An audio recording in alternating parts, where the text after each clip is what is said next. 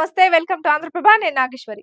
వరి పంటకు బోనస్ విషయంలో కాంగ్రెస్ ప్రభుత్వంపై బీఆర్ఎస్ వర్కింగ్ ప్రెసిడెంట్ కేటీఆర్ తీవ్ర విమర్శలు చేశారు. ఎక్స్ వేదికగా స్పందించిన కేటీఆర్ కాంగ్రెస్ ప్రభుత్వం చేసిన మోసంపై షాకింగ్ పోస్ట్ పెట్టారు. ఇది ప్రజాపాలన కాదని, రైతు వ్యతిరేక పాలన అని విమర్శలు గుప్పించారు కేటీఆర్. ఈ మేరకు ఆయన ఎక్స్ లో పోస్ట్ చేశారు. ఇది కపట కాంగ్రెస్ మార్కు మోసం, దగా, నయవంచన. గ్యారంటీ కార్డులో వరి పంటకు 500 బోనస్ అని ప్రకటించి ఇప్పుడు సన్నవడ్లకు మాత్రమే అని సన్నాయి నొక్కులు నొక్కుతారా? ప్రచారంలో ప్రతి గింజకు అని ఊదరగొట్టి ప్రభుత్వంలోకి రాగానే చేతులెత్తేస్తారా? ఇది ప్రజాపాలన కాదు, రైతు వ్యతిరేక పాలన. నిన్నటిదాకా సాగునీరు ఇవ్వక సావగొట్టారు. కరెంటు కోతులతో పంటలను ఎండగొట్టారు. కష్టించి పండించిన ధాన్యాన్ని కొనకుండా అకాల వర్షాల పాలు చేసి ఆగం చేశారు.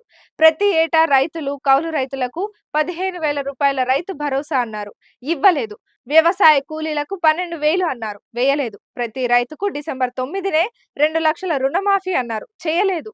నేడు బోనస్ విషయంలో కూడా ప్రభుత్వ బోగస్ విధానాన్ని భయపెట్టారు అంటూ కాంగ్రెస్ ప్రభుత్వం తీరుపై తీవ్ర స్థాయిలో ధ్వజమెత్తారు కేటీఆర్.